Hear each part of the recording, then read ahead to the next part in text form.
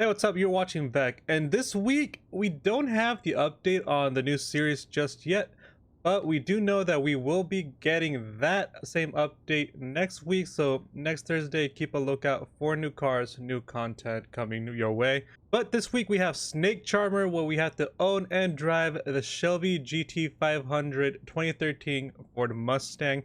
The car's not too expensive. It's about 113 or 115,000 credits.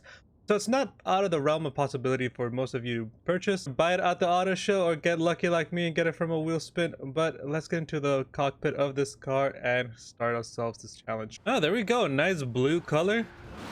Shelby badge at the back, a snake, and Modern Classic completed. The first challenge is always the easiest. Just get into the car and drive it. Let's check out the sound of this car. I like the sound. I really do like the sound. It reminds me a lot of the Ford GT, but it doesn't feel too much like it's rear-wheel drive. This honestly might be a really good drift car. Just like a low-power drift car. It might actually not be that bad for that. Oh, look at that. Skip pan. Skid pan. Okay. So just trying to drift this car, I got a challenge completed, but let's take a look at the second part of the Forzathon challenge. So next up, we got what it's built for. Light up the tires and win 3 drag strip events in Ford Mustang 13, a road legal drag racer. Road legal. Now the first road legal drag race car that I've heard was the Hellcat, and then subsequently the Demon, and now we're gonna get the Elephant. So, but that's Dodge there. We're talking about Ford now. So let's fill up this car a bit, put in some drag tires, and take it out on the drag strip. So just like a few other cars, the GT500 does not have engine swaps. Instead, we can only swap the drivetrain to all-wheel drive. So if you want to do like an all-wheel drive build for racing, you can do that. But we can drop in a twin turbo. I think that's actually what I'm gonna do, is drop in some buff horses into the GT, and then I don't think we really need to do some aero for this car just yet, especially since we're gonna be drag racing. But I want to check out the hoods, if I can swap out the hoods. So we got a couple options for the hoods right there. We got room for a blower if you want it right there, but I don't really like these kinds of hoods, so I'm just gonna keep the scoop right there.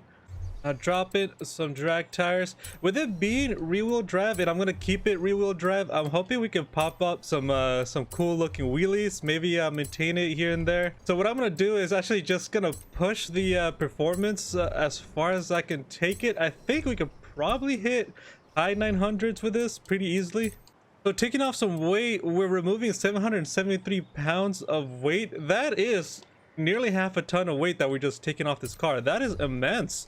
So with everything, we're only looking at 1041 horsepower and a performance rating of 893. I put up everything that we can on this car. The only thing that I haven't changed has been the rims. Everything else has been upgraded. I put in drag tires. I think we can put in some other tires. It doesn't really make a difference. So the only thing we're messing with right there is the grip. I'm actually kind of surprised, because I would think you could take this car up to like well into the 900s, but it doesn't seem to be the case. Maybe if we drop in the all-wheel drive and then upgrade some parts like that, we can go like well into the 900s, but it seems that only gives us into the low 900s. We almost doubled the horsepower, but not just quite. We did remove almost 1,000 pounds. We removed upwards of 800 pounds from this car, which all in all, that's pretty immense. This shouldn't make a big difference. Sometimes it seems that removing weight from a car might not make that big of a difference, but it really does. So I'm wondering how this is going to affect drag racing. So the only thing left to do is to take it out on the strip. I don't think we will do too bad. It sounds pretty powerful already, so hopefully that is the case. First gear kind of bounced off a little bit. I could have done that a little bit better, but we are picking up speed really fast. So that's kind of what we want. See our time. I think my shifting on the first 2 gears could have been better, but let's check out the time. So we got 14.114. That's actually not that bad. We didn't win by a mile, but we did win. All right, so that's one of 3 drag strip wins that we got to complete. I'm gonna do the next 2 and then jump to the next challenge. I'll catch you there. Alright, so no joke, I just did the second one and I got exactly the same time. So I don't know if that's just consistency or just the car itself, but I thought it was pretty funny getting 14.114 again on the second run. So I'm gonna do this the third run and then jump to the next challenge. Okay, this is gonna be some kind of bug because I just did a third run and I got another 14.114. Okay, at this point, I'm pretty sure it's the car. I'm using manual shifting. I'm not using clutch, but I'm using manual shifting, and 3 times in a row, 14.114. However, one thing I'm really disappointed at is that no wheelies. The car did not pop any wheelie. It kind of dipped down a little bit at the back at the start, but no actual wheelie, so I'm kind of disappointed in that. So that was the 3 drag strip wins for me. But before we go into the next challenge, want to hit that sub button for me so you can be notified on more videos just like this. Hit the like button to let me know that you enjoy the content. Leave your comments or questions down below on anything that you might have on your mind. Always love hearing from all of you and helping the community out. It's why I do these videos. But let's move on to the next challenge. So the third challenge is called Gymkhana, where you have to prove you're the Mustang boss and earn a total of 1 million skill score in your Ford Mustang 13. So it looks like we get to build yet a second version of this car. What I'm gonna do is drop in a drift suspension, drift tune it just a little bit. And I think that's probably gonna be one of the easiest things. When I first got into the car, I felt like this could be a pretty sweet drift car. Now I'm gonna make the drift build real quick and find out if my assumptions were true. So here's one that I want to bring up. If you've done a few drifts already, you can unlock this one. However, if you've never drifted before by some chance and you're just worried about picking it up, you can go right here and then just run circles on this. You will get it. You will get the skill points. But most importantly, you'll be able to get the hang of drifting. So just run circles here over and over again until you're able to really get the hang of the car. However, the only thing is you're gonna have to push the car a lot to get a lot of points in here. So only use it to really get the hang of drifting, familiarize yourself with drifting. But for actually farming the points, you're gonna have to go to an actual drift strip. Be brave, take chances, and you'll get it. So just going through the drift zone seems to be doing the trick. Right now, I'm resetting on this drift zone, going off to the other side, but getting some wreckage skills. See if I can just get it done already. I'm so close. We might just have to run this specific drift zone just real quick, and we might get it that way. Let's hit this drift zone, and I think we're gonna get it right now.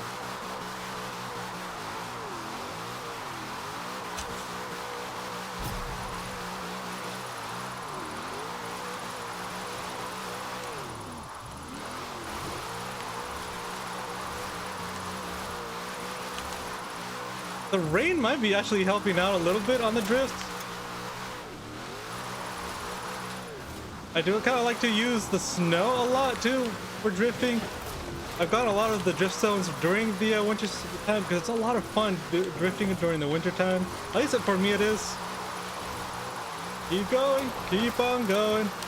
You have arrived 113. Definitely 3-starred that one. Are we gonna get it right here? Let's find out. Let's find out. I think that's gonna be it. That's gonna be the 1 million right here. Yep, Gymkhana completed. Let's see what the next one is. We already got done with the 1 million skill points just by drifting, destroying the land a little bit, making a few mistakes here and there, but that's all just gonna get you more and more skill points. So don't worry if you're not that great at drifting, just give it your best shot. You're gonna get it in due time. But on the bright side, making mistakes, wrecking the landscape is gonna give you multipliers, which is gonna help you get more points much faster. So now we got high performance. Destroy the competition and win a road racing series event in your Ford Mustang 13 at the Lakehurst Forza Sprint. So first we had a drag Mustang, then we had a drift Mustang, and now we're gonna build a racing Mustang. I really like cars that can do a multitude of things. I don't really like modern Mustangs. I'm more of a classic Mustang man myself, but it's time to fix this car up for road racing. I will have some of these builds up for download once this video goes up, so if you don't want to build this car and tune it yourself, you can download these yourself. So we have the Lakehurst Forest Sprint right here, about the middle of the map, southwest of Moorhead and a little bit south of the Lakehurst Forest. I guess this is supposed to be the Lakehurst, so I mean, I'm not gonna question it. So let's get over here and make this race happen. I did change a couple things. I changed to all-wheel drive just because real racing, especially when we're having like a little bit of like leftover rain, it's just not fun. So I changed it to all-wheel drive, tweaked it up a little bit. Let's see how this car can perform.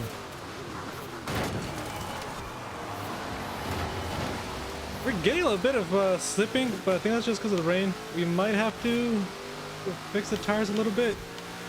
It might be a little too cold. We might have to up the PSI just a little bit here and there.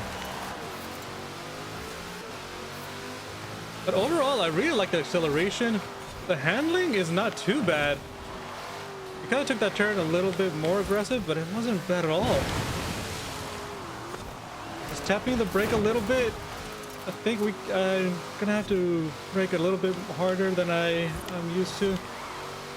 I was hoping it would just fly by those corners, but that wasn't actually the case.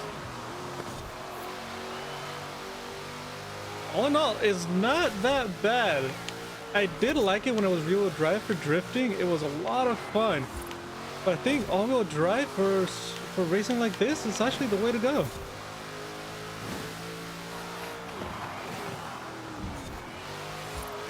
We managed to get a nice S1 900 class out of this car, which I'm actually quite happy about. When we get classes like that, I really like to aim for that, and going for all-wheel drive let me do that. We did do most, if not all, the upgrades. Still have the same body kit, still have the same rims. I just swapped over to the non-Forzathon race tires and just dropped in most of the upgrades. The rain is not letting me brake as well as I would like to. I'm going really aggressive with the braking, but we just kind of keep slipping and sliding a little bit. See some of these streaks going right there, so I think I'm going to have to brake a lot sooner than I really would like to. But that's something that, you know, you just have to do it with the moment. Yeah, it seems braking early is the way to go.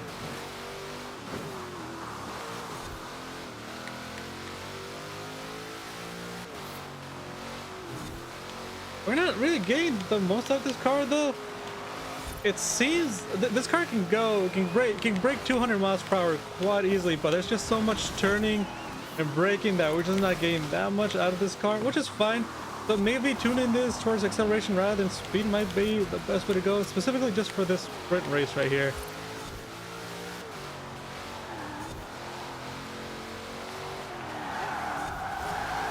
Yeah, drifting a little bit here and there.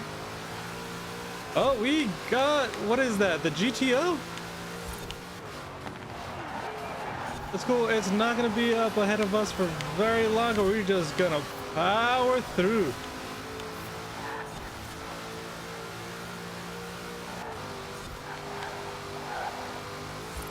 Nice, almost nice going right here. Nice straight going.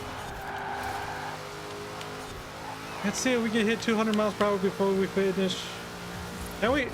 Not quite. Got stuck around 185. That's fine though. Either way, we did pretty good. 3 minutes, 29 seconds. So Snake Charmer completed. So that was it. That was the Shelby GT500. It's not an expensive car. It's really accessible for everybody. It's a nice all-around car. You can build this for drag racing. So if you want a drag car, it'll do it. It'll be good. It's not the best. There's a few cars that will definitely beat this car, especially in the modern muscle category. With it not having an engine swap, it kind of nerfs it just a little bit. There's better cars with better engine swaps, that's for sure. The sound of the engine is beautiful. I really like that big loud engine. But another bonus that it is a really good drift car. So if you're not really good with drifting, this is not a bad car to start. And another plus with this car is that you can tune it for racing as well. So that's 3 categories that you can take this car on. You can put in a rally suspension and take this on a rally, go all-wheel drive. So that's all the time we got, and that was a Shelby GT500. Subscribe for more content just like this. Like the video if you like what you saw.